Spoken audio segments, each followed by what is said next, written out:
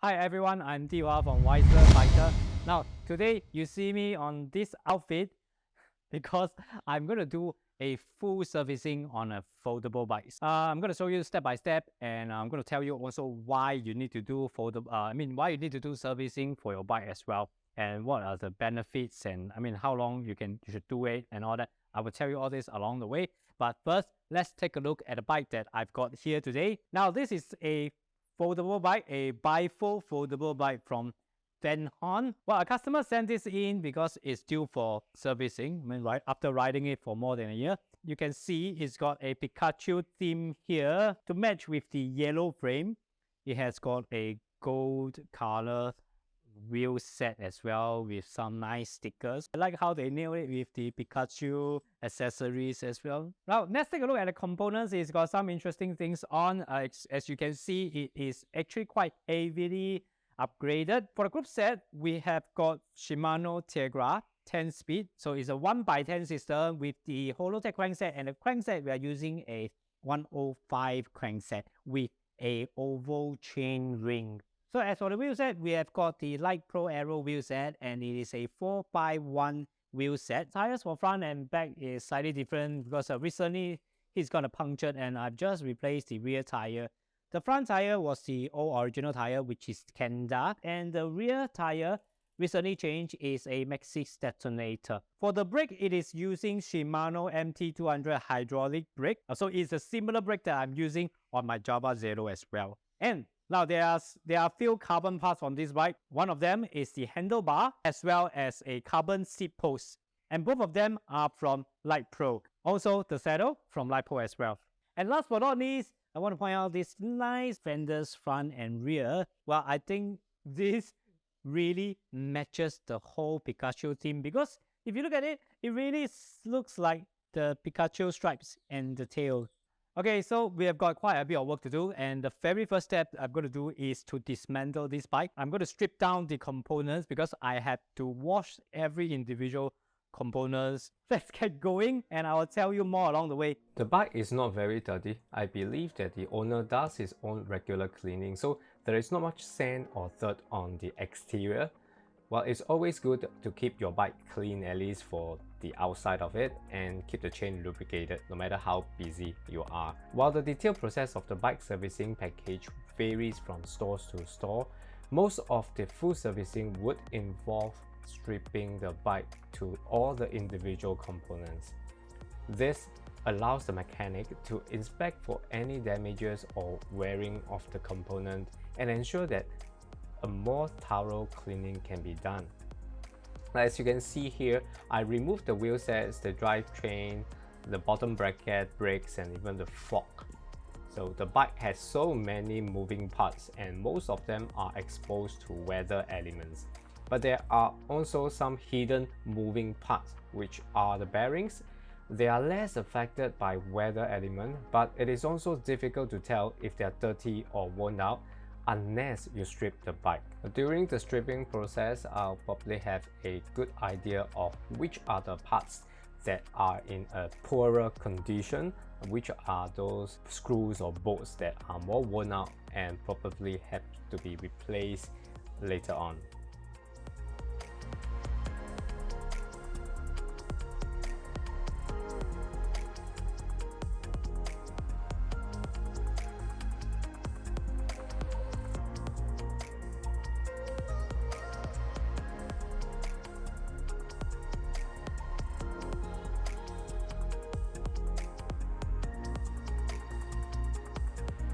Now that all the components are stripped down from the bike, the cleaning begins, and that is where all the fun is.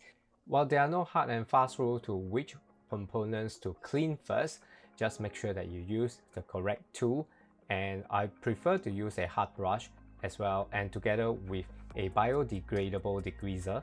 The chain and the cassette are actually one of the most difficult components to clean, so I tend to spend a little bit more time cleaning them. First the exterior, then putting it into a ultrasonic washer so that it will blast out all the dirt and grease from the little hidden corners inside where my brush cannot access. The derailleurs can catch a lot of dirt and the pulley wheels can easily catch hair.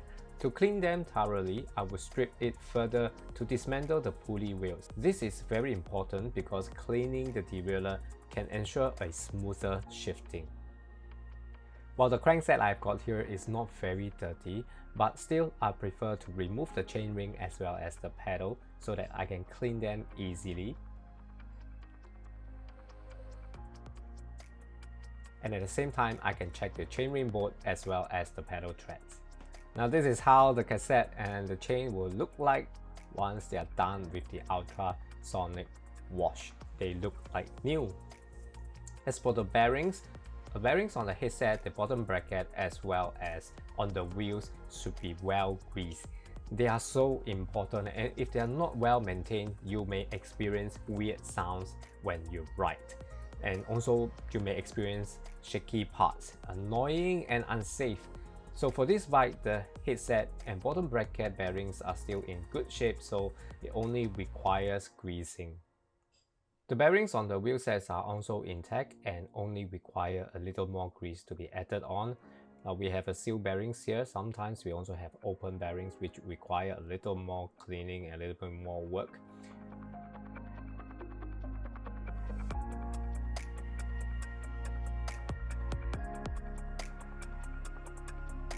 At the same time, I will also check the free hub body, clean it and apply a thin layer of grease on.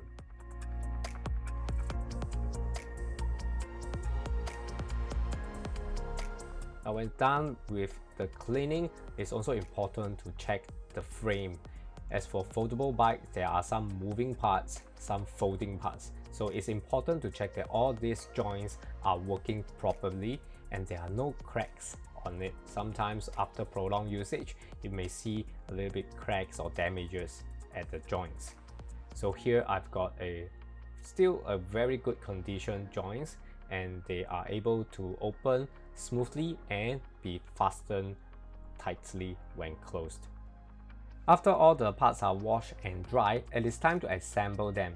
And during the assembly, it is the time when we can ensure that all the bolts are appropriately torqued and all the parts are well lubricated wherever necessary. Now it is also the good time to change out all the worn out parts during the bike servicing, parts like the brake pad, cables and even the chain.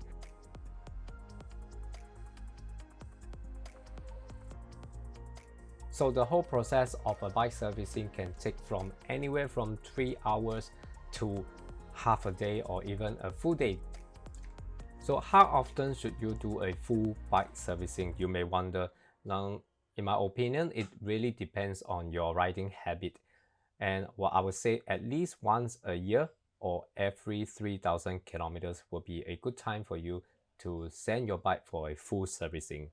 Or for some instances, before you go for an important ride, you may want to send your bike for a full servicing, but do remember to cater a little bit more time prior to the event, so that even after the servicing, you can still check the bike and try it on and have your mechanic tune it if there's anything more to be done after the servicing.